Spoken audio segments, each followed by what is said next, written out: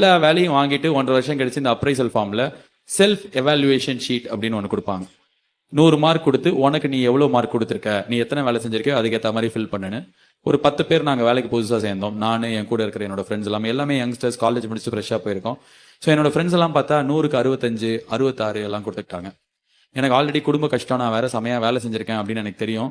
So நான் அந்த பண்ண வேலையெல்லாம் வச்சு நான் 96 மார்க் கொடுத்துக்கிட்டேன். எனக்கு எல்லாம் சிரிச்சாங்க, ஐயா பைத்தியம், அங்கே போனால் திட்டுவாங்க உடனே 96லாம் கூட அப்படியே அடிச்சிருவாங்க அப்படிலாம் சொன்னாங்க. ஸோ இந்த அப்ரைசல் வச்சு தான் சம்பளம் உயருமா இல்லைனா வந்து 1000 ரூபாய் உயருமா 20,000 ரூபாய் உயருமாலாம் தெரியும்.